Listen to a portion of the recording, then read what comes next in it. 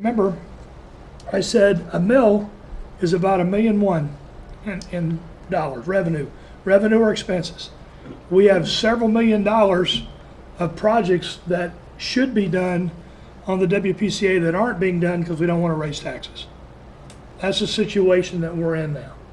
So I'm not trying to say that we're dire and everything is going to fail and we're going to have debris everywhere. I'm not saying that. I'm not creating a crisis. What I'm saying is, by moving this over to the utility, because there's money that's going to go to set aside. That money we will be allowed to use that money for infrastructure projects, which is what we've been talking about doing, maintaining our infrastructure. We've been talking about this for years. So that's the purpose of what we're trying to do. For some of you, you've been around. Probably, you've been around the longest, not probably, because you were here before I got here. But it was on one of my committees like 6 years ago to look at non-taxable sewer rates for non-taxable entities. And we started looking at that. We brought it to the council. We had several questions on it. It got sent back to the drawing board. The decision was made to go across the board with it. There are going to be some people that I'm going to need to talk to. There are organizations that aren't used to paying a fee that will now pay fees. There are, for example, there are some churches, Riverfront, Yukon Avery Point. Those guys use water. They're non-taxable entities. Now they'll be paying a fee. But for most residential customers, it should be close to a wash, or you may see it actually go down. That's what I think I know based on our studies and what we found so far. Councilor Carter. Yeah. All right, so even based off what you said, I mean, it seems to me that we're talking as property owners and not as people who rent, because right now it's the rate the sewage is coming out of taxes, correct? That's correct. So if you're renting and you're in a 4-bedroom or like a multi-family, and you're renting from somebody, the property owner's paying that tax, correct? Right. That's correct. So now those 4 families who maybe the last 2 or 3 years, they've been having the same rental fee for the last 3, 4, 5 years, and they may be on like a monetarily not set, that's going to affect them. Like you had mentioned $30, like $30 to most homeowners. You're right, that's not much, but somebody who might be receiving a subsidy, Sure. $30 could be a car payment. Well, and there's different, so you have 2 scenarios, right? You have a scenario where everything's included in your rent, and then you have a scenario where your rent and then you're paying for utilities, right? So those are the 2 scenarios. Hot water and utilities, but you're saying that this would, either way, would be added. The sewage is one thing, and then your utilities, the other utilities, lights and water, that's a whole separate thing. Correct? That's separate. Right. That's separate. So most people that rent, or most homeowners, they just pay that yearly. And that's my one question, or that's my one thing. The second thing I was going to say is, when it goes to a user-based rate, that's almost certainly going to force the hand of whoever does own a multifamily or a duplex. Now, as a property owner, they're almost certainly going to give that added cost to the whoever's ever renting from them. And and then the other thing is, with the tax base, and I know it's 2 separate things. Another thing, you guys are receiving that money tax basis. You're getting that almost certainly. So now when you go to a user-based rate, do you add that user or that residential? Is that a whole new account now? Is that a whole new account? Somebody who's receiving a subsidy, somebody who may not be financially set, is that a whole new account? I don't understand that last question. I'm sorry. I understand your first 2 points. And I'll okay, so right now, we have a 4-bedroom house, a 4-bedroom multi-family house, right? Right now, you guys receive those funds through taxes. It's a set fee for the sewage, and that's it, correct? Well, it's not a set fee, it's based Well, on you the pay your property, taxes, right? but you Ad receive that. valorem. You see what I'm saying? Like you received it, okay. Now, when we switch over to the other proposed way, where it's a user-based, right? Now, do you open up 4 separate accounts as a utility? No. We would handle this the same way that your water utility is currently handling properties, and if I misspeak, Dave, please let me know. How many of water accounts you have? That's how many, that's, the sewer will be attached to the water account. So who's paying that though? Is the property owner paying that, or is? That's- It would depend It's on- actually up, if it's a rental property, that's up to the property owner themselves. If they cover the sewer, or they're gonna ask their tenant to cover the sewer. That's a rental agreement between the Okay, property owner. so and the now with that tenant. said, now whatever rate we set, like, and then that brings us to another point. Now, if they have the whoever's renting paying that, right, and there's a set rate based on all of us, that's even more so. Somebody like, I mean, I can speak for myself, I could pay $30, $30, it's not gonna hurt me. Somebody who's receiving a subsidy, who's now in a multi-family house, they're paying the same as much as money as I'm paying. No, Based off of usage, correct? 'Cause based off of. yeah, based off of also usage, I just think that it could be. I think we're looking at But it right as, now, you may have people that are using the services that aren't paying for the services. Right? I don't. What do you mean? Like Yukon Avery Point. Well, you kind of every point, that's true. Non-taxable entities, they're non-taxable entities. I'm not even talking about. Okay, that. but if your renters are either paying or they're not paying, right? So if the renters, right now, the homeowner pays the taxes. That's Right? correct. That's what I'm saying. Yep. So hopefully, if the homeowner's smart enough, then part of their rent goes to cover those taxes. Right? Part of their rent goes to. Part of somebody's rent, whoever's in that space, is covering for the cost of the place, the taxes and everything else, right, that they're paying for. I mean, I see you're talking about a property owner. The property owners. You're saying the property owner's putting that inside the rental fee. I see what you're saying, but Yep. that doesn't happen.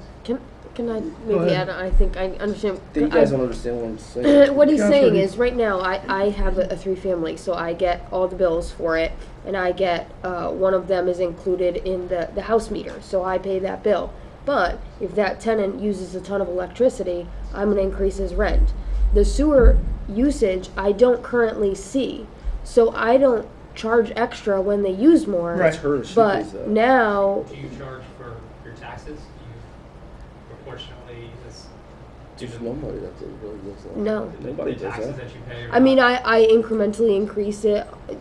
I review it every year and increase it, but what he's saying is a regular homeowner now is gonna get a sewer bill and go, oh crap, I have to pay this, and they're gonna pass that cost directly onto the tenants Sure. because now they're seeing it more visibly. That's what he's Yeah, trying but to you're say. saying sure, but we're talking of. I mean, that's. I know people that But can't part pay of the, that. but part of the purpose of user fees is for We're- fairness, for lack of a better we're- term, we're paying just, for we're your- not seeing the same point here. I think we're not. Yeah, Can we're I not. address this? I think what Councilor Carter is saying is currently you have a rental of property and off the top, the landlord is charging X amount. Instead of that potentially, instead of a landlord saying, okay, now I'm paying less on my taxes, I'm gonna cut my rental, the rent's gonna stay the same, and that fee is now going to go on Exactly, and it's hurting to the rental person people, it's who's not- renting. Thank you. That's what I'm saying. That's, I'm just. Well, I guess looking- it depends on how you're rent. See, most people. but don't we rent- don't know I'm just what saying the this- breakdown of the rents are, The only right? thing- Because there's two ways. The only thing I'm saying, listen, I'm not saying anything. I'm saying, and even based off of me bringing that up, that's something that they didn't think about. I think we have to all think about we have to think about everybody. I think we're thinking of the rental people. We have to think of people who rent and not own properties. I think the way, what's your name? I missed your name. Dave. So even the fact that Dave, when he mentioned $30, that's nothing. What I'm saying is I know people that $30 is something. Can I address that? I completely agree. Every single one of my clients, every single one of them throughout New England, across the country, is dealing with this exact same issue of water and sewer bills increasing at a rate that is double inflation, over double inflation. And there are some sections of the population for each one of those utilities who have a difficult time paying their water and sewer bills. There are programs that you can implement, affordability programs. Somebody's going to have to pay. Yeah. And If you put an affordability program, there's a lot you can do in this completely separate discussion on affordability. Yeah, and I understand. And I understand. But if you implement an affordability program, first of all, you have to talk to legal counsel and see if that was something that you could do. But if you don't charge somebody for service, that your bills don't decrease by that amount. Somebody else is going to have to pick that up. Yep. And what we're trying to accomplish here by implementing user charge is having equity in the system. I realize that that's going to potentially put additional economic burden on some customers. I don't think it's the responsibility of utilities to say what a landlord should be doing with their bills. It's the property owner that receives a water bill right now. It's the property owner that would be receiving a sewer bill. You would think that by the property owner's taxes, most likely, or it's going to decrease, or what it would have been if the sewer amount was still in there, their taxes are going to go down, and yes, they're going to be receiving a new sewer charge. I can't say whether that's going to be more or less than the deduction in their taxes at this point in time, but there should be some sort of offset. And I understand that, and I understand it makes sense to put that into the utility. I get that, but I think putting into utility and how it's paid for is two separate things. That's what I think, and I think that just bringing the question up was whether people rent or own a property, they still have a say in the matter. They're still, they're still ratepayers because they pay their utilities, whether it's, So I was simply bringing that up and asking if you thought about that, as far as, One of the biggest questions in the water and wastewater industry in terms of affordability, providing economic assistance to customers, is the conundrum of what do you do for rental properties. It's incredibly difficult to get renters because you're not sending them a direct bill. If you're not sending those renters a direct bill, how can you provide them economic assistance on there? You can't just, one idea came out with the utility printing vouchers for renters that they could give to their property owners, and that was, their council shot that down quickly, so you can't print month. That was essentially printing money. You couldn't do that. It's really difficult. Almost impossible to provide assistance to a customer if you're not giving them a direct bill as a utility. There are things outside of that, but if it's a utility, you cannot provide assistance. Like I said, I'm totally on board, with what you guys are saying. But I also know a ton of people that it could potentially affect. So I was just bringing the question up, and I think now you know what I was talking about. I don't think before it was clear what I was saying. But I'm not against anything. I get what you're saying. It's not going to be so easily cut once it's implemented. When people are just receiving bills in the mail, that possibly can't pay, and that's going to put us in put utilities in a bind. Well, one of the things we're going to be doing is this starts the massive outreach program that we're doing. We're going to start campaigning on it, not campaigning. We're going to start marketing this, talking about it, and explaining what's going on. There will be a public hearing on this. We may even include a public meeting or a public information session before we have the public hearing, if we think we need to do that. We're going to be talking about this a lot between now and budget time.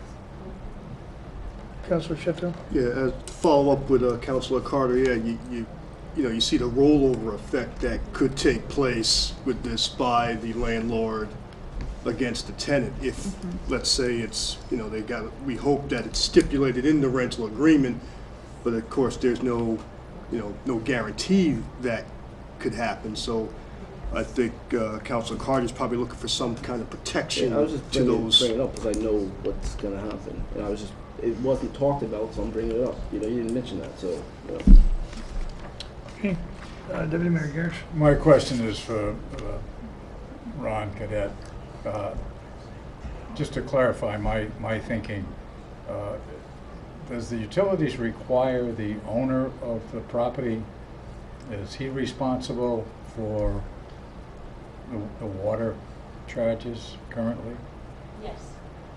Yes, So- the water, and first of all, my name is Tina Dammers, I'm the General Manager of Customer Service. So the water always stays in the landlord's name because water is a lienable entity. So if the water does not get paid, we can lien the property.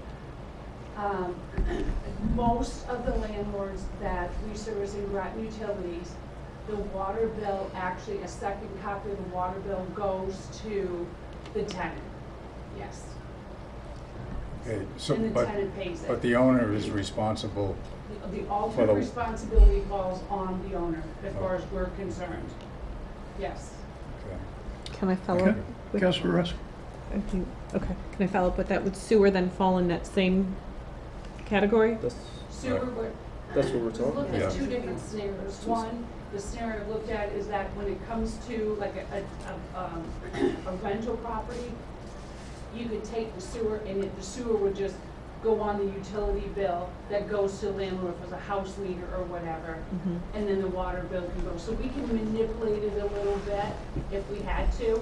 Okay, I think to I'm more kinda figure out confused what now than the house before. meter is. So the But if water it's bill, not, then it has to be on the water bill. just for clarification, because I'm not getting this, the water bill automatically goes to the landlord, to the homeowner, and then can also go to the Yes. tenant. Yeah, yeah. But it has to go to the homeowner. Yes, it goes to, yep, and then we said So- the second, as the owner requests. It can go to the Versus- tenant yes. also. Yeah. So the sewer bill will have to go also to the homeowner and then can go to the tenant? That's not how it is right now. That's what I'm The saying. plan was for it to be a second line on the water main. Well, Okay, let me answer it two ways. One, yes, okay, that the sewer should be on the water bill. Second, is there ability for me to be able to send a separate sewer bill? Yes, okay, okay. because it's another service. It is purely the service. It's no different than your house, your water and electric goes on one bill. Correct. If it's a rental, the electric goes here, the water goes here. So it's just you're pulling that service off. And it would make sense to me that the sewer usage would go with the water usage, because that's how the sewer usage is Right. gonna be measured. Right. Am I Right. correct? Okay. Yes. So, Councilor Russ. Can I continue? In the future, can we get some sort of idea of how much this tax deduction is going to be? I'm not sure who that would come from. So that we can say to the residents, this is how much you will theoretically save on your taxes. This is what you should see coming off your taxes for this line item. Yes, that's going to be a And- future deliverable for you at this point in time, because budgeting is just starting. We don't have a firm grasp on what the exact reduction would be for that typical customer. Okay. But we will add that and provide that to you. Okay. I feel like there are questions that we're not even thinking of that our customers are going to have a million of. So I'm going to encourage everybody out there, please contact me if you've got questions that you want me to ask. And the first public hearing isn't until April. Well, the public hearing is not until April, but we may have public sessions before then, based on questions and interaction with constituents as they contact us. Okay. I'm currently very favorable with this. I mean, I understand there's a lot of questions and concerns. I like the fact, though, that you pay for what you use. And I think, when we talk about elderly in our community, this is so much more equitable than what the current system is. So thank you for your work. I know this is a lot. Well, one of the things you're gonna see, we have electric grids to drop, and we also have the laws are coming up. Each one was driven by a cost of service study. In each case, the goal, right across the board, was to not have anybody subsidizing anyone else, and to let the true costs of what the service is run through, and let that the receiver of those services, whether it be a large industrial, whether it be a school, or whether it be tax-free, from the utilities perspective, the goal in every single one of these studies was to bring actual costs all the way through the system and have everybody pay their fair share. But not more and not less. That's the goal of actually every cost of service study we did. And the goal was that were we to take say a large customer that we're negotiating with, we say, listen, this is what it costs. It's really not fair to have the residential people pay for this for you. Or look at, this is what your costs. It's not fair to go the other way either, to have another industrial, someone else subsidizing your rate. And in that manner, I've found, at least in the short time I've been here, that there's really no discussion and negotiation anymore, because we're just come clean with all the cards. This is what the costs are, this is what they are. I have another question. Councilor Depot? Has it been discussed with the current non-taxable entities? Have we gotten any feedback from them? Nope. That's part of on the timeline. Okay. One of the things I'm going to start in February is I'm going to Yukon Avery Point, talk to them, and I'm going to talk to some of my churches and some of to Riverfront. The bills that I've seen have been, they don't look like they're that big, but if you're not used to paying anything and suddenly you got to pay something, then that's going to be a challenge, but I am going to reach out to them. So, Okay. I'm just curious. but one of the, the way this started was 6 years ago. We talked about looking for revenue streams, and one of the things that we identified is that non-taxable entities, not just nonprofits, but non-taxable entities, which included the state, the city, and the town, were using water and not paying anything for it because they didn't pay taxes. So could we do user fees? And that's how this whole thing started. And then eventually it morphed, for lack of a better term, into let's look at moving the WPCA from the municipality to the utility and applying it across the entire rate-based structure. And that's where we are today. Any other questions on this? Okay, I would like to get your consensus to continue to move forward so we can work on the budgets, so we can get started, even though there are some questions Can I ask that one? you will have. Yes, ma'am. I'm sorry, can I ask one more question? How will this affect West Side?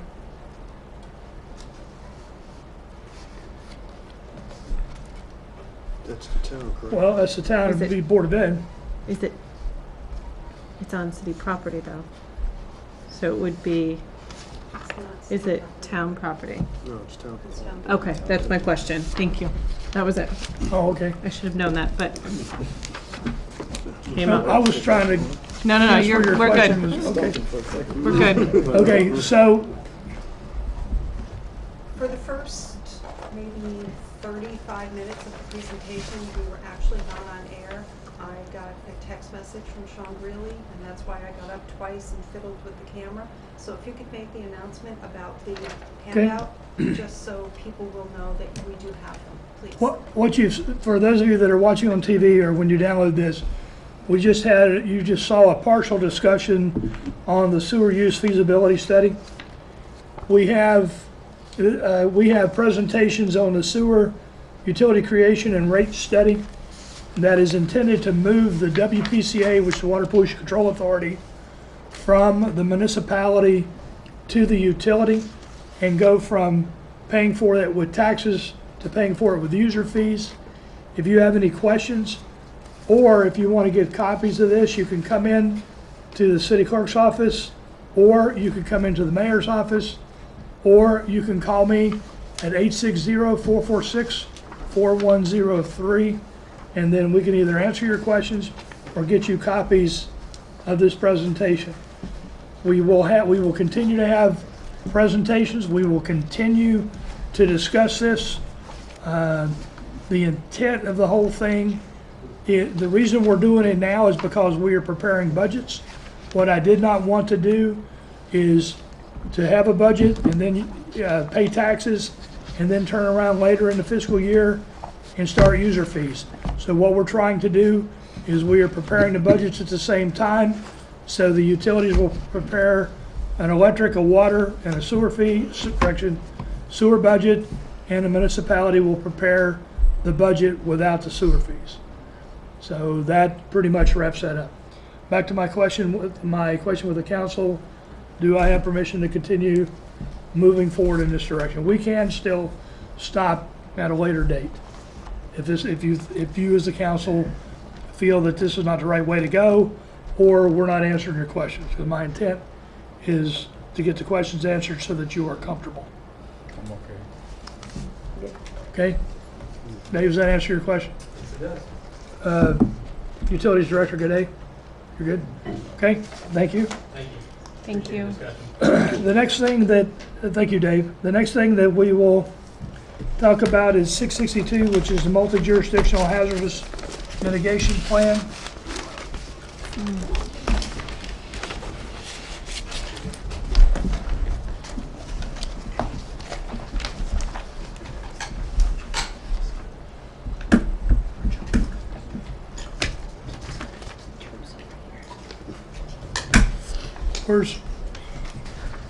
Is that you? That's Barbara, is that you?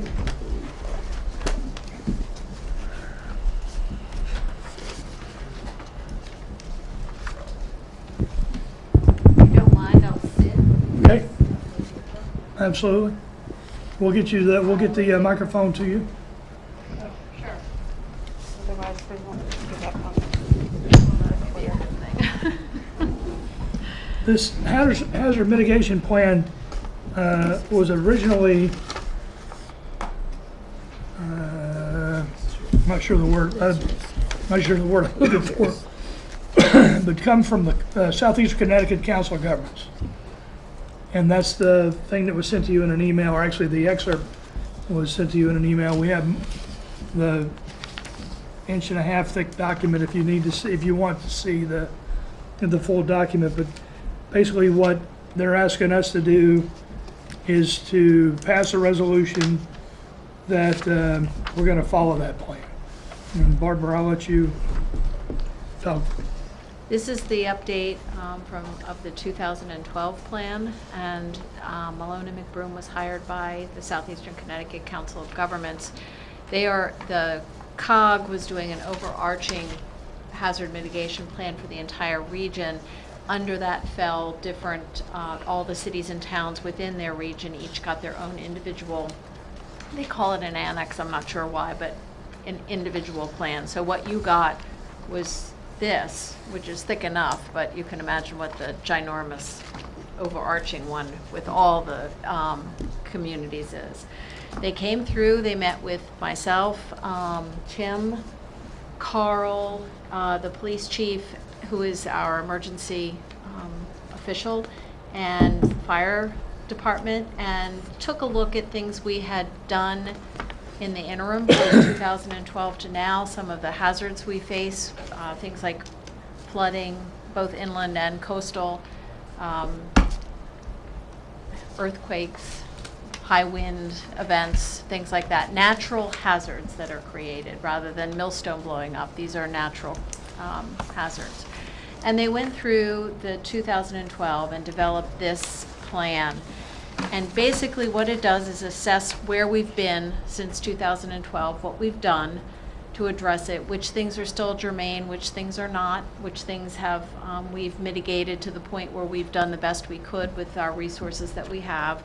And in the report you have from, I think it's 11 on, are the series of recommendations. And what they did was talk about which ones we have capability of addressing, which ones we still need to be addressed, and which ones are now taken from our hands and in the hands of, for example, Avery Point. That's a state facility, and therefore they're in charge of taking a look at their facility. It's no longer in charge of the city. So that's where it sits. It's certainly a reasonable document. It does the best it can with addressing these hazards. No one knows what's going to happen, so we have to be as primed as we can to address what we know will or has in the past, which has been mostly flooding. Any questions? Okay, with that, I need a motion to move this to the mayor and council meeting of 5 February 2018. So moved. Second. We have a motion and a second. Any just further discussion?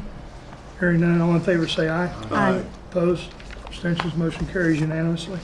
The next one is 663, which is the SHIP grant acceptance contract.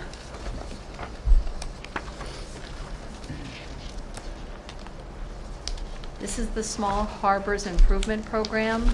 It's a state program. It was, we got approval for this grant back last, I think, June.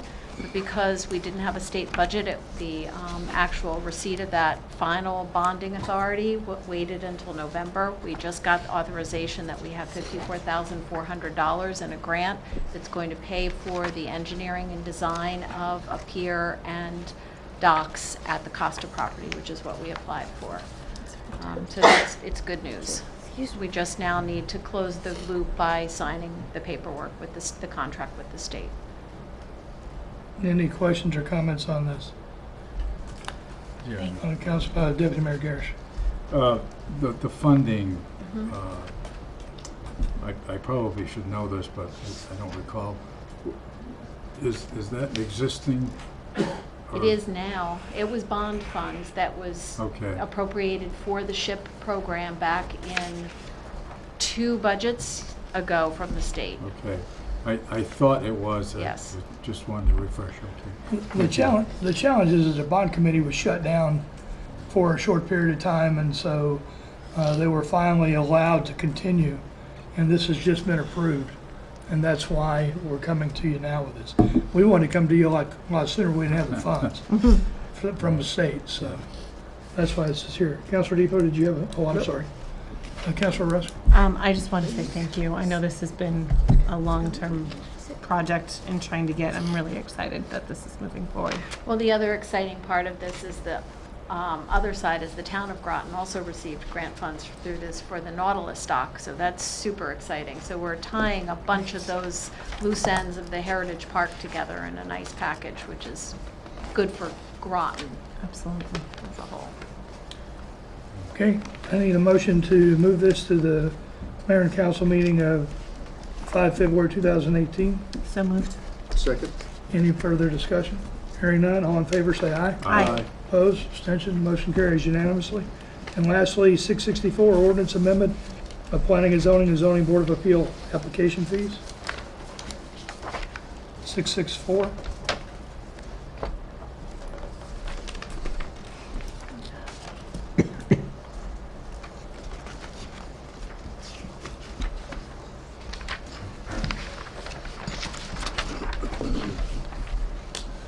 That, the information that's in red, that's what was changed? Is- No, nothing was changed. Oh, nothing has changed. Nothing has changed. This ordinance was adopted in 2007, said establishing fees. As part of that was an exemption for city requests to pay for applications. It deals with applications for amendments and site plans and subdivisions and so on and so forth. And I believe the mayor was approached by a member of a nonprofit that is looking to develop here and wanted to do a text amendment and a site plan and asked for a waiver of the fees as they were a nonprofit. And you really can't waive it.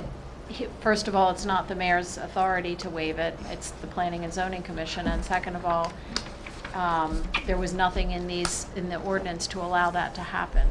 So I did take it before the, when I got the application for the text amendment to allow cultural memorial parklets in our commercial zones, when I got that text amendment for our zoning regulations, it also came with a request for a waiver of those fees. So I've processed that through our Planning and Zoning Commission, and I explained to them the cost that the taxpayers would have to absorb if they waived these fees, and then the value of waiving them for nonprofits who have limited income. And they voted on Wednesday last to approve the waiver for this particular entity. Now, So site specific, not, it was Global. that application specific. They're going to have to ask again for the site plan application, a waiver of that as well. So that's the only mechanism within the ordinance that the council passed in 2007, okay. is that they have to go before the Planning and Zoning Commission and ask for a waiver of those fees. So then in this case, is there action for the council? No, I was somewhat surprised to see this on there. I think it was done because you were asked and you couldn't. Okay. So you put this on, and it's up to you and the council if you want to proceed with making another exemption in there automatically for nonprofits. But the recommendation of the board is no. No, they recommended approval for that one, For that, which is for that all one, but the one they don't want it, they don't want it across the board. They want to be able to individually approve or disapprove. Well, they're allowed to do that under this ordinance. Right. If the ordinance were to change to make a universal exemption for all nonprofits, the commission would not have that option. I did not ask them to weigh in on the value of the ordinance at the time. I just asked them to weigh in on the waiver that was requested at that moment, because that's all they were asked to do. Deputy Mayor. So this is an existing ordinance that is not going to change, and it's already in Correct. place. Correct. It's already in place, the exemptions are spelled out, and the process for waiving those is also spelled out. So the only way if you wanted to go further with it, you might want to revisit the ordinance and rewrite that section if you believe that it should be revisited. That's up to you. But there is a mechanism by which a nonprofit can ask for a waiver based on this ordinance. Okay, so basically this is informational only. Okay, then that's it. Thank you, Barbara. Okay, so let's let the fun begin. Let's see, where do we want to start? Let's do, Tim, come on up, we'll do your budget first. Highway budget. That's 668. 618. What's that? 618. Well, we're gonna talk about 618 in just a minute. Yeah, we'll do 618 right after we do this. 618.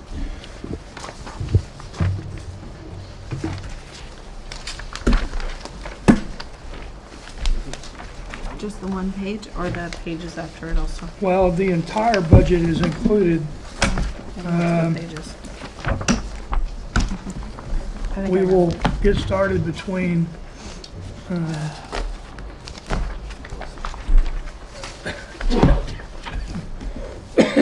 between Tim and Finance Director Uhas. We will get through this. What do you recommend that we? We'll start it off going back to the comment the mayor made previously. Right now, the projected estimates for benefit increases being the general liability insurance, the workers' comp insurance, pension, and those types of things is roughly about 460,000 that's going to hit just the general fund itself. That's a projection. Those aren't, we're still working with the consultants and we're in the process of our renewals with the insurances and that, so we're not 100% set in stone on those numbers, but kind of a rough projection, that's where we're at. Can I ask a question on that? So, yes, in just a moment. So this front page is just the overall, it's a high level view, and then the detail is in the information behind it. Councilor Rusk.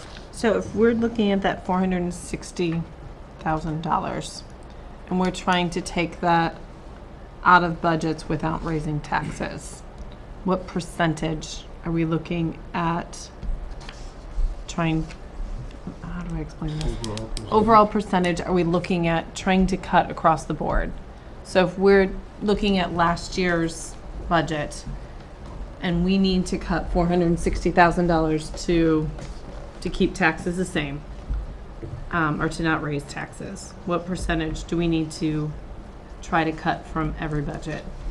Or have the person who's making the budget cut? I mean, I'm not trying to line item things. I'm just, We're not there yet, and the reason why I said these are your first two budgets that are due, the police and highway, because they go to the town, so we haven't looked at the big picture yet.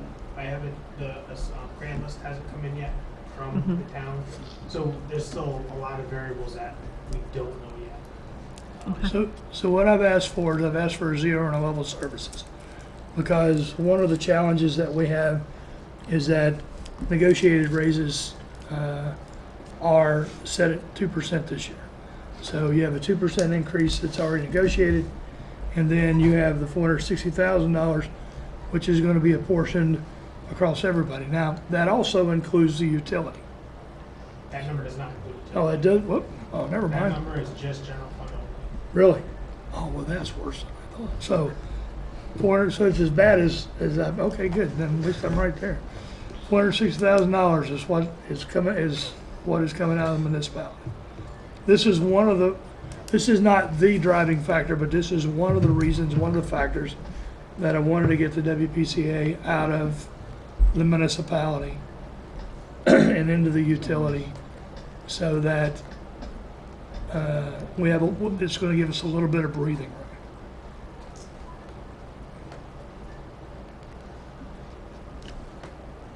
Go ahead. You have a question in there somewhere. I can tell. I do. I just want to make sure, I mean, and this, I'm sorry, Tim, that we're holding you up. I want to make sure we're not saying we're going to take taking a step back to the water or the sanitation budget. I don't want to say we're going to lower your taxes but raise your water or raise your rates, and then turn around and, nobody's ever seeing that. So I want to try to, keep taxes. Let me be clear that if right now, if you do the simple math, if last year's WPCA was about $1.7 million, so if you take that out, that's $1.7 million, but actually it'd probably be closer to $2 million this year. So you would not, let's go with the 1.7, you wouldn't see that. Okay, but What do you you still mean got to wouldn't come see up. that? We won't see that? You wouldn't see it in the municipal. Okay. So that expense would go away. But in replace of that expense, you have $460,000 that you got to cover, right? So that doesn't mean this is where it gets complicated.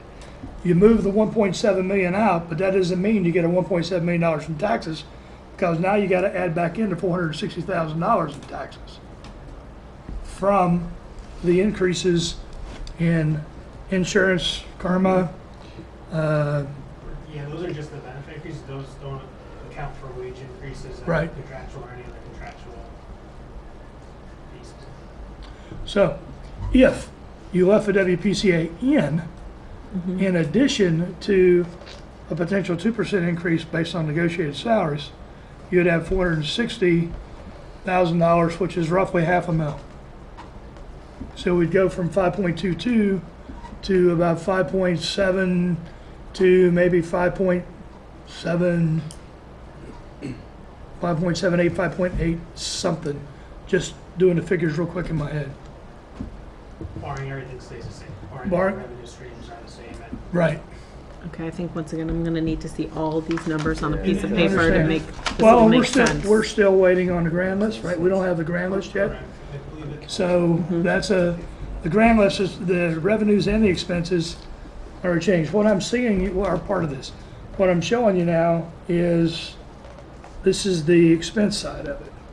And then the revenue side is when we see the grand list. And then we'll be able to do the full calculation. Right. Okay, so where do you want to go from here on this, this budget? I mean, if you want, so there's the cover page that Mhm. just kind of summarizes it from the admin, the fleet, roads and streets, snow, engineering, and highway buildings. If you look at the bottom line change of that, it's $60,000, 374, or 3.21% increase. Of that, 64,000 is increases based on those insurance, pension costs that we just discussed earlier. So Tim's budget actually decreased with wages based on employee shifting. We had some people leave, and we're gonna have some new laborers come in, some people advanced up and went in different classifications. So the salaries actually came down, but those other benefits is what is the driver of the increase in this budget. And then you see the capital is reduced from the previous year by 29,000. So his total budget is only increased by 31,130 or 1.5% over the previous year. So that's kind of just a quick overview. There's all the detail pages behind it, which makes up all the numbers, and then I think we'll go into more detail of that if you want to.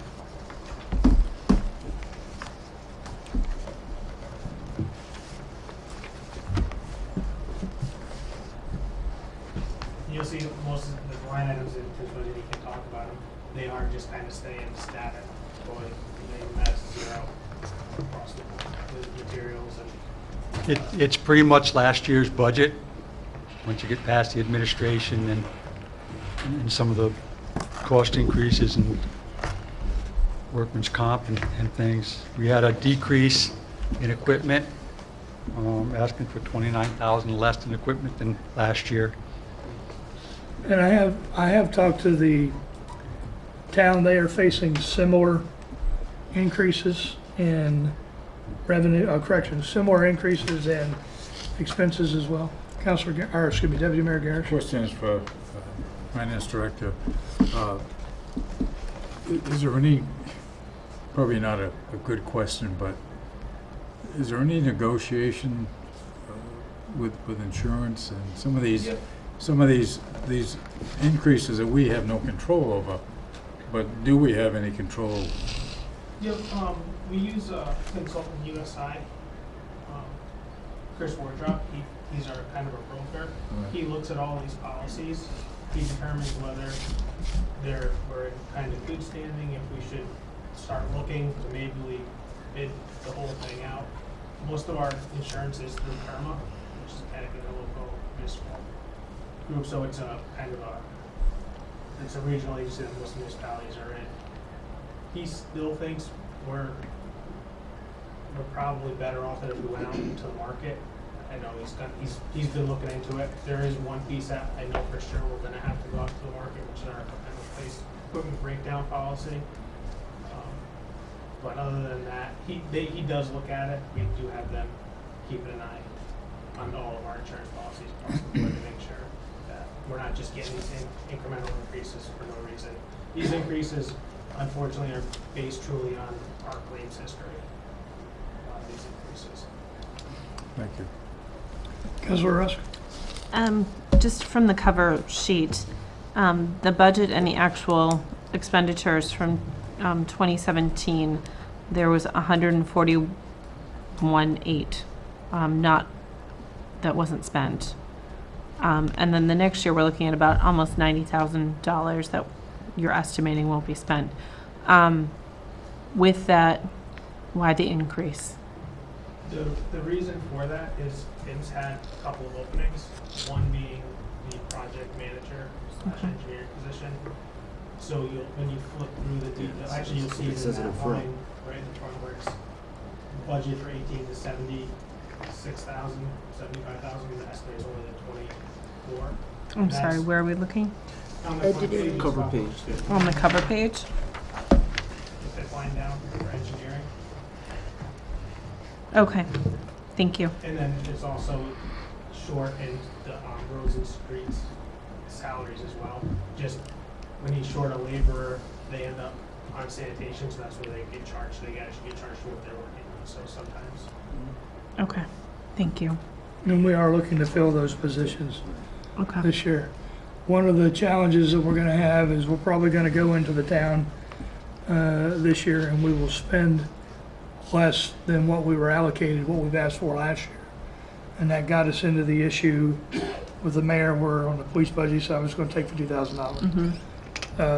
The finance director is also working with Cindy Landry to come up with an MOU so that if we have any overages, you know, for instead of going back to our general fund, it will probably go into a special revenue fund that it'll be applied in the future, Perfect. those kind of things. So we're looking to be fiscally responsible, not only to us, but also to the town. Thank you. And we will do that for both highway and for the police. Councilor Sheffield. Yeah, Tim, how are we doing so far with the snow expenditures so far this season? Are we? Well, we're not going to have any more snow, so we'll be fine.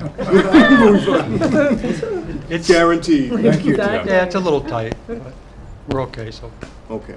Can you put that in writing? I don't know, I said it on air already, so. Any other questions or comments on this?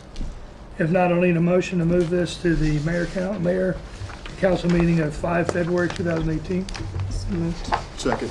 We have a motion and a second. Any further discussion? Hearing none. All in favor say aye. Aye. Opposed? Abstentions? It's just Motion for carries information. unanimously.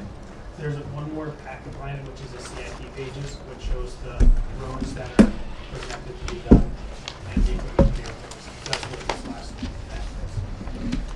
Okay, the second part of this is under 618, which is the Highway Budget Committee.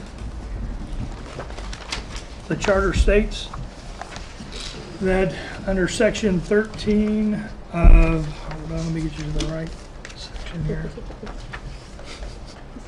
Mayor and council says committee to confer with town council on highway funds. A committee of 3 city councilors shall be appointed annually to confer with the town of Groton council to determine the amount of money which shall be necessary and proper for the making or repairing of the streets and highways of said town within the limits of the city during the current fiscal year of the city, being the fiscal year for which the highway budget is being determined.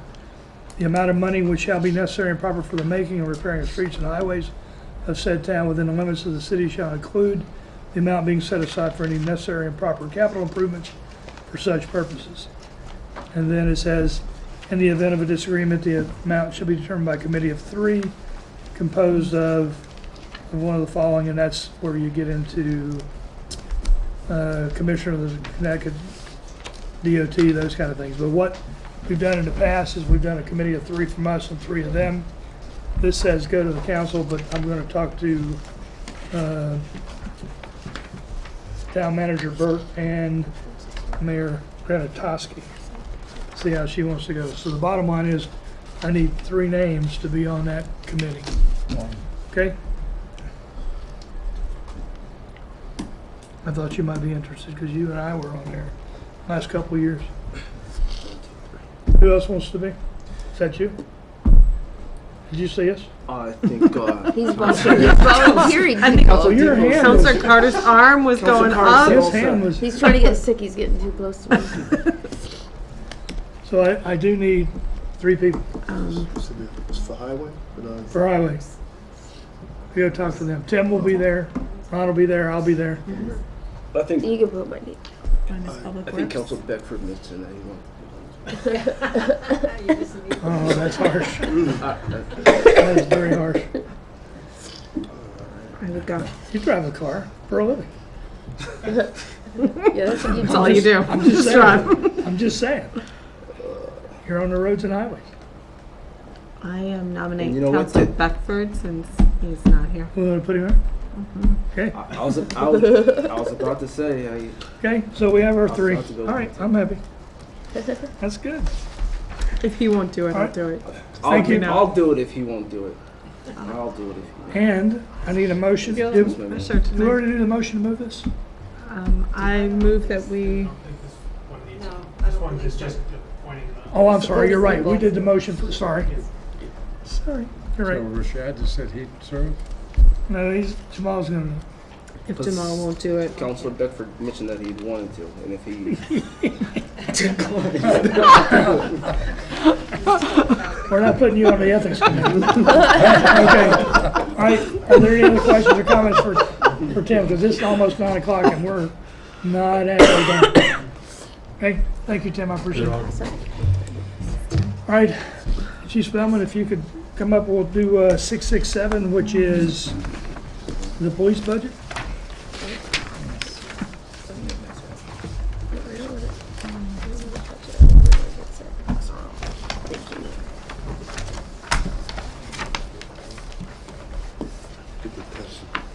It's coming to you, Deputy. I didn't touch it. Thank you. Rashad did it.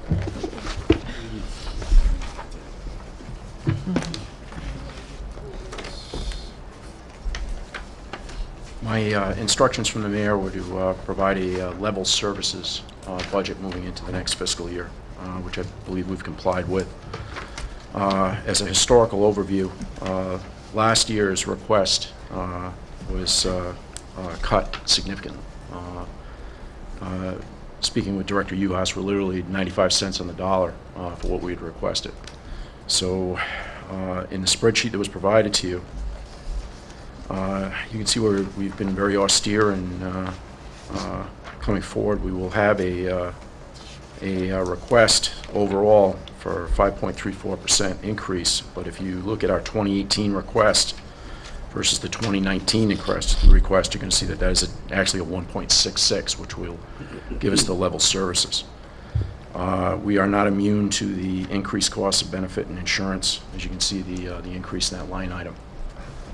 In the extended sheet, going through, if there's any questions per line item, either myself or Director Uhas are prepared to answer.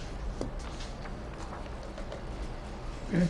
Ron, would you like to go through the sheet that we just passed out, the sheet that was just delivered to you guys just a few minutes ago? Came out, there's kind of a historical overview. 17 is just there more for informational. 18, if you recall, when we went to the town cut the budget $173,000. The decision was made by the council to reduce the police budget by that amount. So that's why you'll see the council request versus the approved for 2018. It shows the reduction of the $173,000 that was cut by the town and the decision made by the council. So what we want to do is actually do a comparison of last year's request that went to the town versus the new request in the current year to truly show what the change was, because that increase looks significant when you go from budget to request numbers. So when you go through, the first line item is the chief's portion of the budget, which is the town does not pay for any portion of that. That gets backed out when it goes to the requested town's funding. And then the remaining portion of the police budget, which last year was $4,836,000. This year is $4,907,000. So our total budget, like the chief said, request went from 4.9 million up to just a little over 5 million, or 1.66 increase. And then, if you remember last year when we were working with the town, kind of going through there, they had the term untouchables, and we were kind of backing out the insurance and the capital. So we kind of just went through that same thought process as how we did it. So we backed out the benefits and insurance, excluding the chief's benefits, which is down at the bottom of general insurance, so workers' comp, health group, pension, and OPEB. As you can see, it increased just under 10% combined for this group, the benefits. So when you back those out and the capital, last year's request, this year's request actually went down almost 1%. You take those capital and benefit increases out.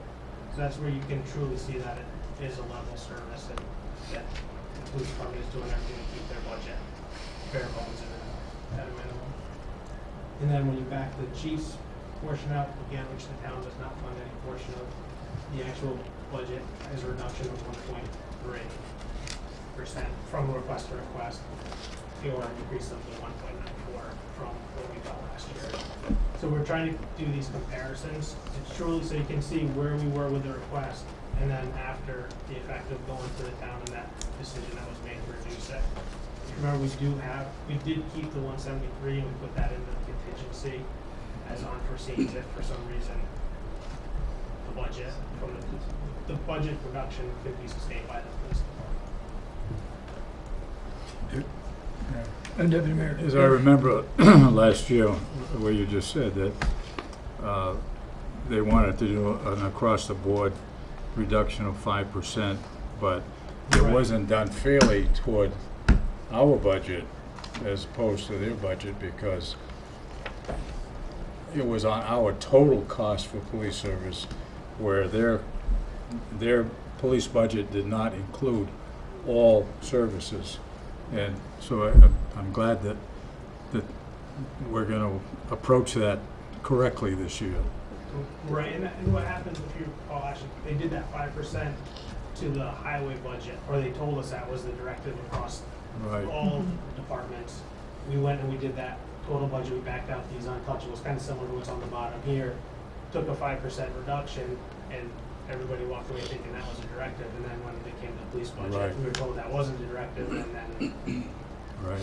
the outcome of that was completely different. That's when they cut $122,000 for 2 police officers, and also the additional $50,000 just because. That's what led me to, with the old mayor, say we're gonna have an MOU so that unilateral decisions wouldn't be made in the future, would be agreed upon in the future, and then both parties agree. And I've been working with Town Manager John Burt, and Ron has been working with Cindy Land on this. Okay. Any questions or other questions on the police budget? Okay, then I need a motion to move this to the mayor and council meeting of 5 February 2008. So moved.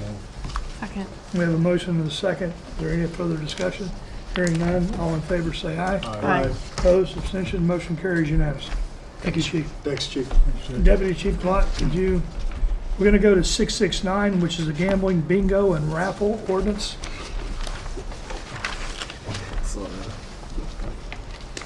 This is a new item, it's new to you. This year, the state, well, you know what, I'll let you Sure. introduce. Thank you. The ordinance in front of you is a proposed draft ordinance as a result of a law that went into effect as a public act this year, effective January 1. We actually only found out about it maybe a month prior to its effective date, as occurred to a lot of the municipalities in the state.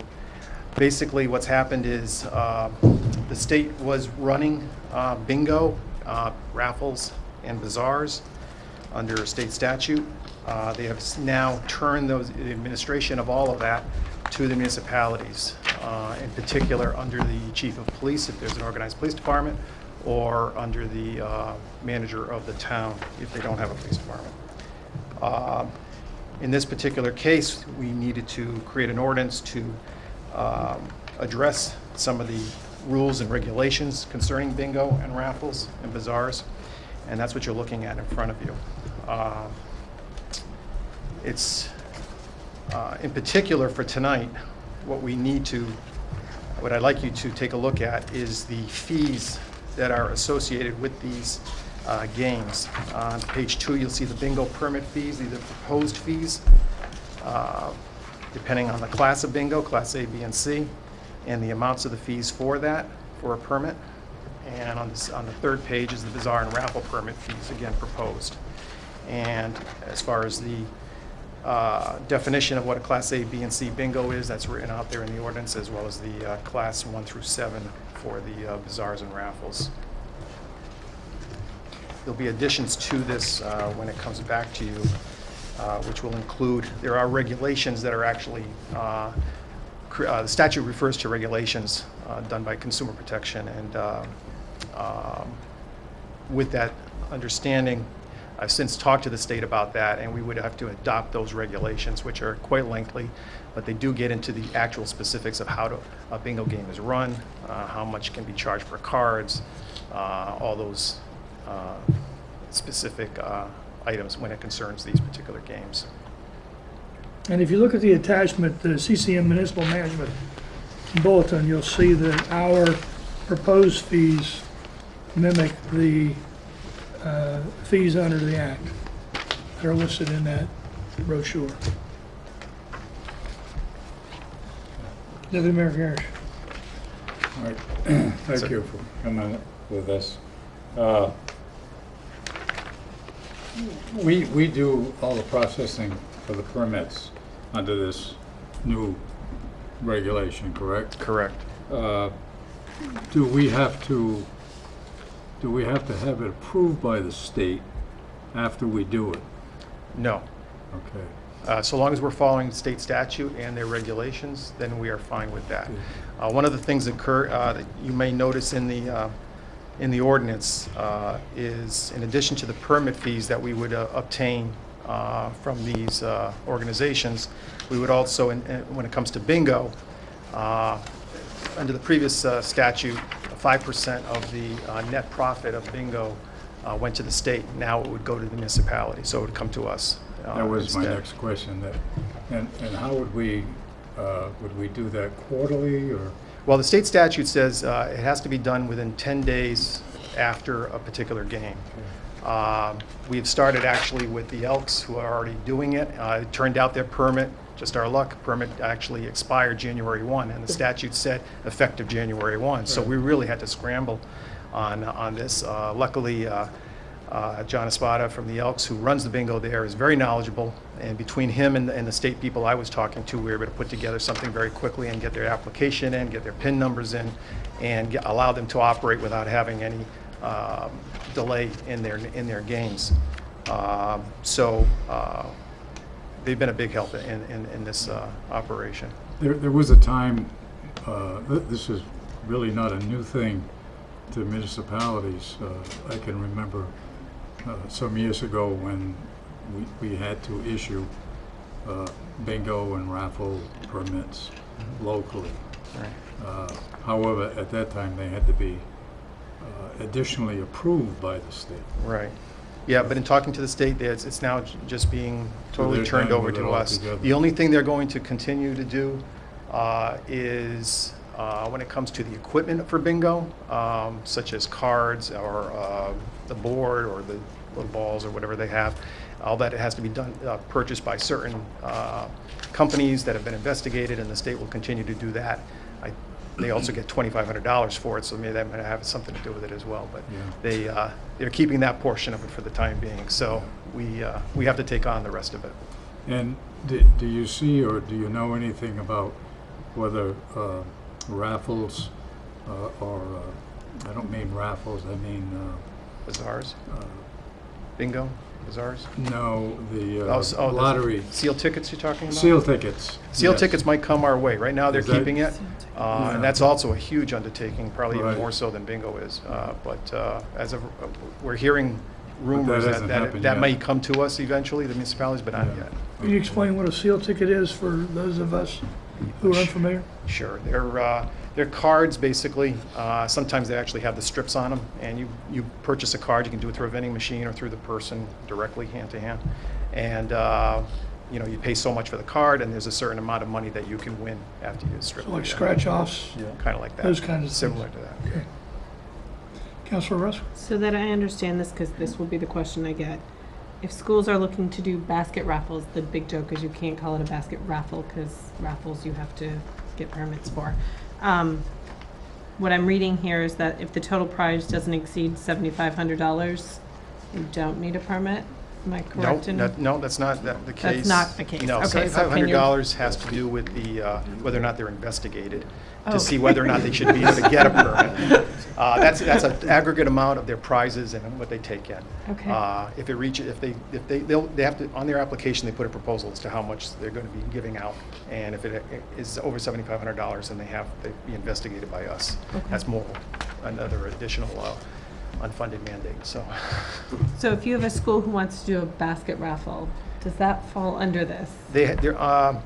it would. It's still charitable, and it would still fall under here. And depending on what it is, which one they would want to fall under for the 1 through 7, depending on how much. If you take a look at what the defined amounts would depend on how much their permit fee would be.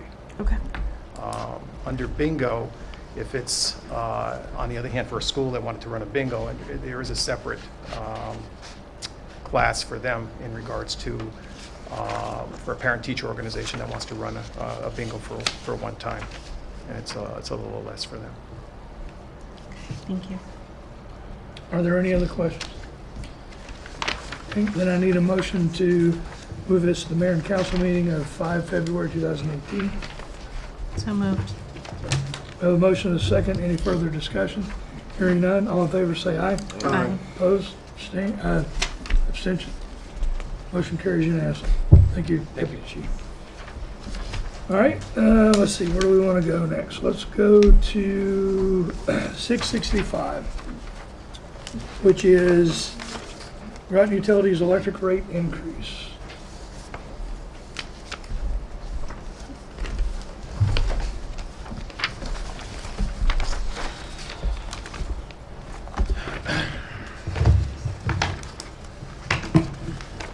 Good evening. Good Good evening. evening, Dave. I'm David Collard, the General Manager of Utility Finance for Groton Utilities and Line Power.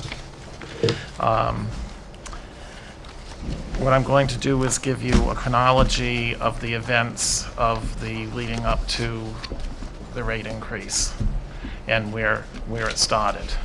So we, the Groton Utility Management and the Groton Utilities Utility Commission hired Utility Financial Solutions to do a cost of service study to determine if or whether our rates were returning the amount of return to the organization to keep the infrastructure going, to keep maintenance and so forth at the appropriate level. So on October 25th, the principal from UFS presented the cost of service study to the Utility Commission in Groton and identified deficiencies and the need for rate increases, specifically in the areas of debt coverage ratio, minimum cash requirements, and operating income. And the Groton Utilities Commission directed Utility Financial Solutions to produce a rate that addresses the deficiencies identified by the cost of service study. Then on December 20th, Utility Financial Solutions presented again to the Utility Commission the rates that were directed by them, calling for an overall basic rate increase of 2%, 2%, and 1% over the next 3 years, all to be effective on April 1. However, through the utilization of the CMEC rate stabilization funds, most of the customers will see a minimal net reduction in their bills. So the rates are redesigned and increased. However, through the rate stabilization funds that we have available at CMEC, the customers won't see an increase, they'll see a minimal decrease in Groton. On December 27th, there was a notice that was published with the rates in the legal section of the day, setting a hearing for January 11th. And then on January 11th, the Groton Utility Commission held a hearing. There was no public in attendance whatsoever, and no comments from anyone, written or verbal. A special meeting of the Utility Commission followed immediately after the hearing, and the Utility Commission approved the rates and recommended that they be accepted by the City Council, which is why we're here tonight. That's Groton Utilities. On the Basra Light and Power side, Let's go ahead and, hold on a second. Are there any questions on the rate increase for Groton Utilities electric rate increase? Can you tell us what the percent is for the 3 years? It's 2 and 2 well, and 1? the rates themselves and the design of the rates are 2% this year, 2% next year, and 1% the year after. However, the customers won't see an increase in their bill. One of the advantages that we have being a member of CMEC is that our 57% ownership are actually a little bit less than that because Basra doesn't count in this case. It allows us to take a percentage of the profits that CMEC makes. And our profit this year is 2.4 million, is that correct? 4.6 million. Sorry, 4.6, but 2.3 was rolled into the rate, or was all 4? No, we only took 500,000, the rest of it went to the rate stabilization Okay. fund. So that went into the rate stabilization fund, which is going to offset this increase. So that's the good news. Seems to really decrease Right. for the rate payment. So that's our advantage of being a member of CMAQ, because I know the focus has been on the negative things that have come out of CMAQ, but there are positive reasons why we are a member, and this is one of those reasons. So that will help with the rate stabilization fund. Are there any other questions or comments on this? May I need a motion? I'm sorry, Councilor You Deep. said that they're not gonna, no one's gonna, the customers aren't gonna see the increase. Is that for all 3 years they're not gonna see an increase? Yes, that's the plan, because, and we have rate stabilization expectations from CMAQ going forward. Okay. I'm just curious. It's a plan, so That's the plan. 3 years from now, we'll No, come back and shoot us, I guess. Councilor Russ. You do realize that there's a purchase power adjustment on the bills, which can fluctuate. Right. And that's where the netting out of the reductions will occur. Right. That makes sense. Any other comments on this? Okay, then I need a motion to move this to the Mayor and Council meeting of 5 February 2018. So moved. Second. Okay, we have a motion and a second. Any other discussion? Hearing none, all in favor say aye. Aye. Opposed? Abstentions? Motion carries unanimously, which will take us to 666, which is the Bosra Light and Power electric rate increase. David? Okay. Again, same consulting firm, Utility Financial Services, performed a cost of service study for Bosra Light and Power. Bosra Light and Power hadn't had any rate increases or decreases in over 10 years, only passed through of cost of power. They identified deficiencies in the debt coverage ratio, mostly minimum cash requirements and operating income. And the Utility Commission, the Bosra Utility Commission, directed the consultant to produce rates that addresses the deficiencies. On the 12th of December, they presented the rates that were designed to the Bosra Utility Commission, and which called for an overall basic increase of 3% per year over the next 3 years, all effective on April 1. And also a redesign and simplification of the rate structures to make the bills easier for the customers to understand. And what they did in that area is Bosra had like a step-down rate. If you had a residential rate, your first 500 kilowatt hours were so much. Everything over 500 was that much more. We eliminated that and have just one rate for all kilowatt hours, very similar, actually the same design as what we use in Groton. And the same thing on the industrial and commercial rates, which is even much more complicated than it's just 1 or 2 steps.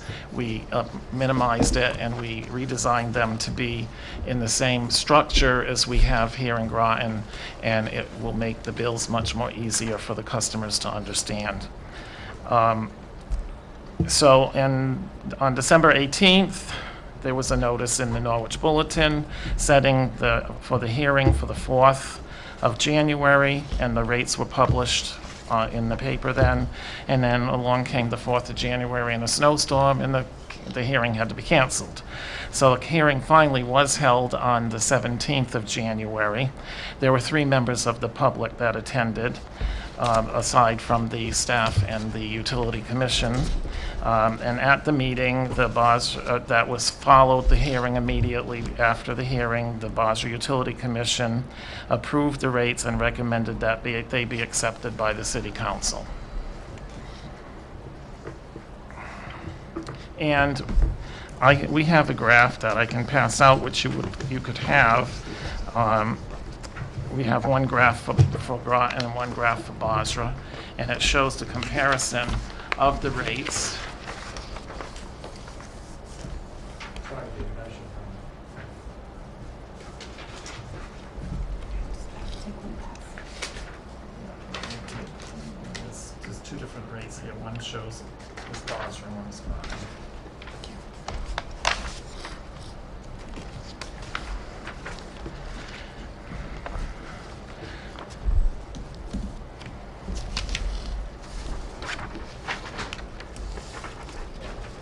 That's yours.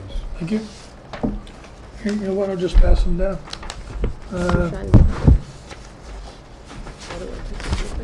There should Oh, be this one, enough okay. for everyone.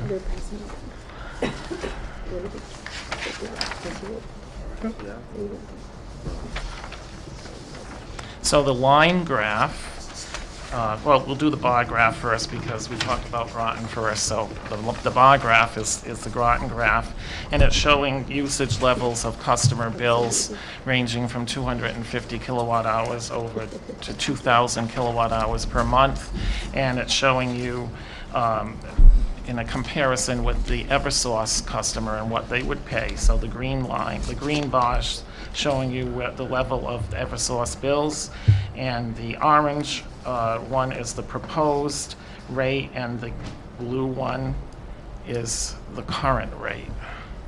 So you can see there's a minimal difference in every category.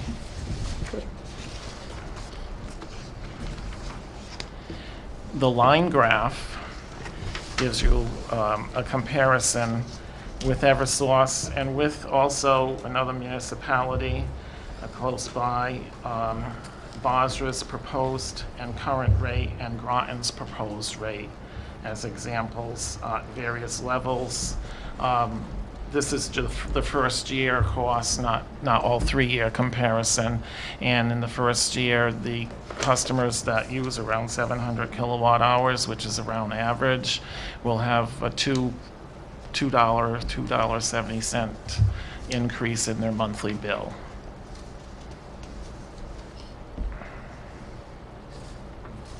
Any questions? Okay, hearing none. Need a motion to move this to the 5th of February Mayor and Council meeting? Second. So we have a motion and a second. Any further discussion? Hearing none. All in favor, say aye. Aye. Opposed, abstentions, motion carries unanimously. Thank Thank you, David. Thanks, Dave. Okay, we're going to, that will take us to, where do I want to go now? 671, which is the purchase of Basra Light and Power inventory.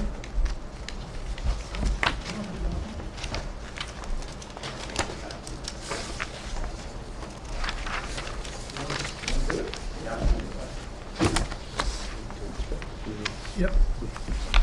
So the Basra Light and Power inventory, what I call this is an intercompany transfer. Basra Light and Power's inventory they owned up there. We have our inventory here. We have processes in place where they're taking some materials here when they're leaving and going up to Basra, and then using Basra's materials. Become very complicated and very difficult to keep the accuracy and control and management of the inventory system coming out of 2 different places and tracking it 2 different ways. So we're putting a new process in place where all of the inventory will be owned by Groton Utilities. All of the inventory will be dispatched from here and will be brought up and charged to Basra Light and Power in the same manner in which we charge the Basra Light and Power for the hours that all of the linemen work there, because they're all our line. It'll ultimately be almost like a contractor to Basra, and it'll be more accurate and it'll be simpler for everybody to manage. And that's the reason for it. So we're taking the inventory that is there and valued, bringing it down to Groton, and then Basra will be charged as they draw it out and use it.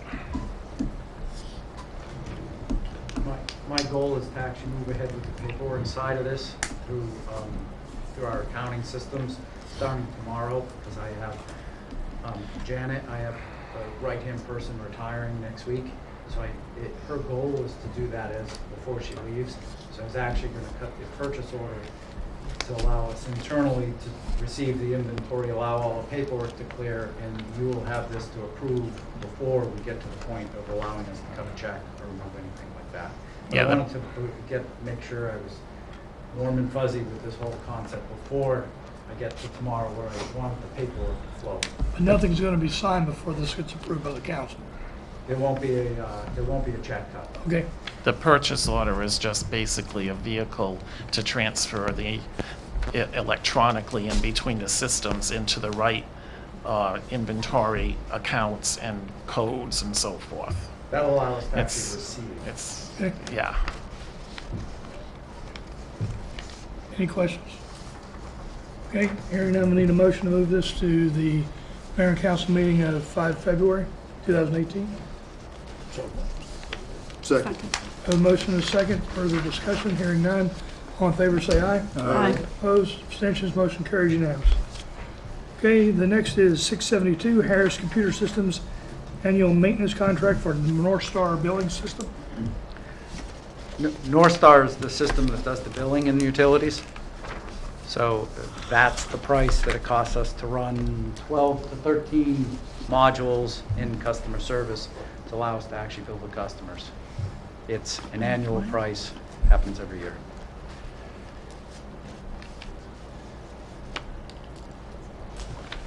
Question? Okay. Okay. In that case, I need a motion to move it to the mayor and council meeting of February 5th. So moved. Second. A motion is second. Any further discussion? Hearing none, all in favor say aye. Aye. Opposed, abstentions, motion carries unanimously. Thank you. The next one's 673. This is the, purchase of 2 Dodge Ram pickup trucks for electric department. So when you can tell we've changed the way we do business up in Basra a little bit by moving the crews all to report here every morning. And in the process of doing that, we're also trying to speed up the pace with which we respond to outages. That isn't necessarily always such an issue in Groton because Groton is fairly compact service area. Up in Basra, it can take you half hour or so to go from the substation all the way to the other side of the service territory because you're just traveling for miles up the country roads. So the goal is what the guys are going to do is we're actually buying, they call them squirt booms. They're 2 smaller trucks. They don't require actually CDLs to drive, which is really nice. But the guys will actually use these as their on-call vehicles. And instead of driving to Groton, then reporting out to go deal with the outage, they're actually going to have the little squirt booms with them, and you can't actually bring our big trucks into your driveway at home because you'll sink in the driveway, and a lot of people in homeowners areas just don't have room to park the trucks, they're giant. So these little squirt booms can fit right in your driveway, right where you'd park your pickup truck, and it'll allow them to respond directly to the event. The order for these trucks is about 300 days. The Vehicle Replacement Fund has funding, plenty of funding to buy these trucks, and that's the goal, to make the whole crew more nimble.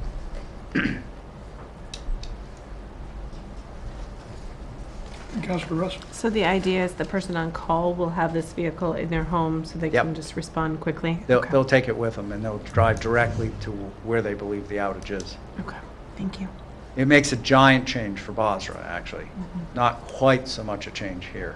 Our guys live fairly close usually to Groton, so even if they had to drive to the shop and then go out, it's 15, 20 minutes usually. How is that going to impact your ability to replace other vehicles in the future? Is that going to deplete your vehicle replacement fund? The Vehicle Replacement Fund is actually, it's kind of what the goal is for most capital funds.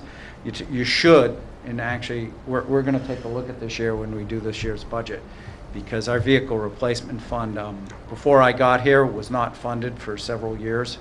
And then when I got here, we replaced that funding to keep it boosted up so we won't deplete it. We're not near depleting it yet, but we do wholesale need to replace, like, all the little Ford Escapes you see driving around. I mean, the new ones are 10 years old.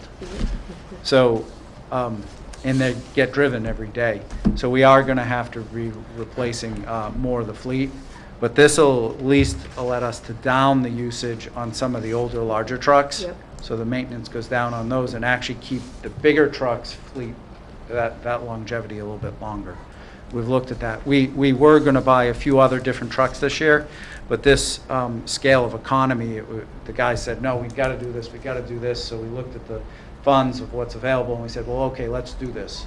We're going to become that much more effective. And then we're going to look at actually if we're funding our vehicle replacement fund at the right level. Because what you would really want to do is take your total capital and what the replacement of it is, and every year put, you know, if you're going to on average replace the vehicles in 15 years, put 1/15 in there. Right.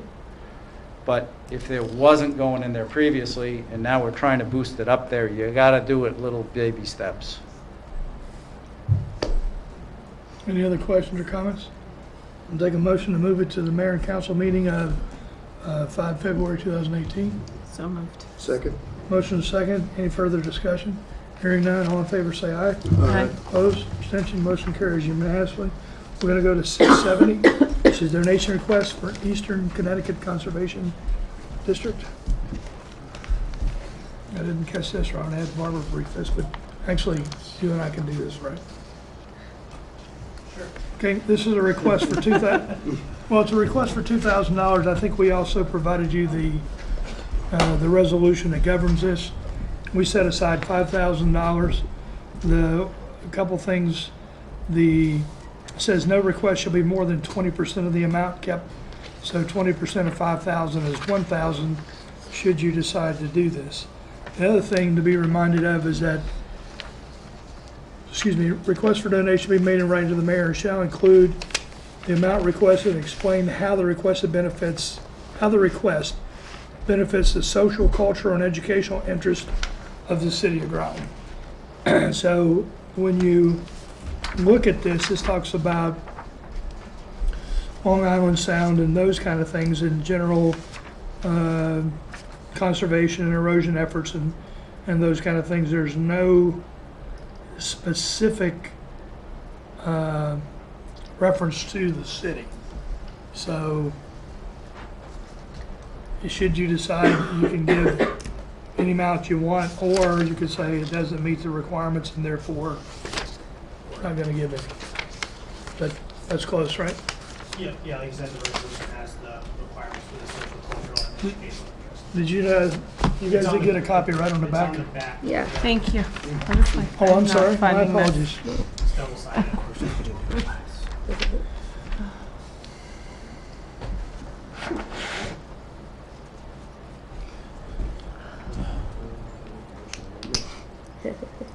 Councilor Sheffield?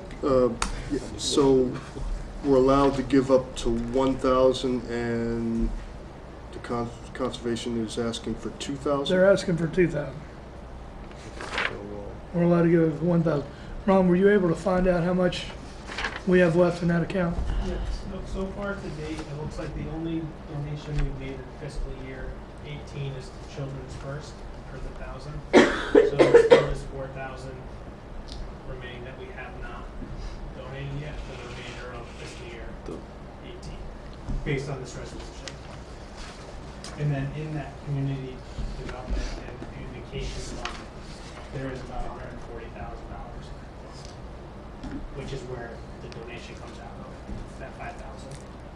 You know what we gave them last year?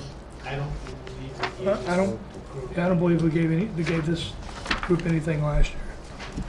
So we, excuse me, You don't have to ask for anything. I don't know the answer. were they not aware of the requirement? Yeah, that's what I was gonna ask too, because it's. Well, you have multiple organizations that just send out letters.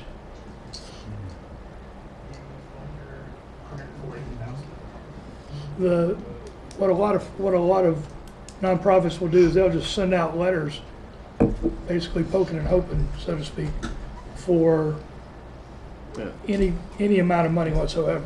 So they wouldn't be disappointed if they got the Well, $1,000. The other thing too was I believe it was in fiscal year 17, we did have a request, and if I remember correctly, I could be wrong, it was a golf outing that was some sort of sponsorship that the council felt did not meet the resolution, that did not have a city-specific interest in it.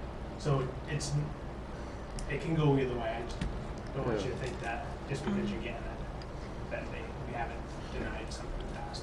Yeah. I see what you're saying. It's Mr. Mayor? Well, if you look at the board of directors, if you just, if you look at the board of directors, the officers and the directors, it does not appear to be representative of our area. If that's something that may or may not influence you. Councilor Rusk. I'm going to move that we send them back a letter that states that they don't meet our guidelines, and that they revise their request if they feel that they can meet our resolution. Councilor Rusk. Yes. Or I don't know. or can we okay the $1,000 and then write a letter stating that if they need more funds, if they need request additional funds, it's out of our parameters, and then we would have to. Well, what we could do is we could send a letter, and then they could decide if they want to come back, and then you can decide how much money. Yeah, exactly. So we can do that, and we can attach our resolution to the letter. Because they're not meeting. We can do that. I'm sorry. Councilor Rusk. They're not meeting the how it benefits socially, culturally, or educational. I mean, you can infer that. Right. Yeah. But if they could be more specific with their request. Yeah, and the funds too. Correct. Yeah. Got it. Okay, we can do that. Thank you. All right, the last one Does that need to be is, seconded? No, No, just discussion? Thank you. no, they're just directed me. Sorry, it's really late. I'm really tired. I know that. I'm trying to get us through.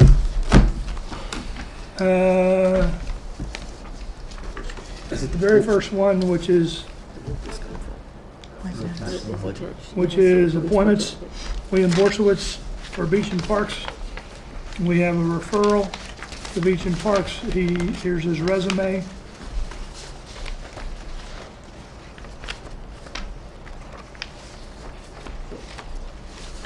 We do have a vacancy. So, okay, make a motion to move it to Mayor and Council meeting of 5 February. Second. Okay, we have a motion and a second. Any further discussion? Hearing none. All in favor say aye. Aye. Opposed? Abstentions? Motion carries unanimously. Okay. Let me make sure we covered everything, right? Let me double check. Circle and X. Okay.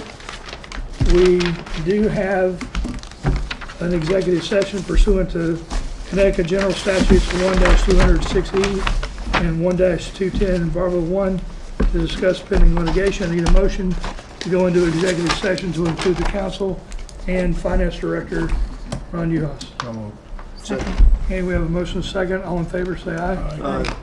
Opposed, abstentions, passes unanimously. And there will be no action coming out of this.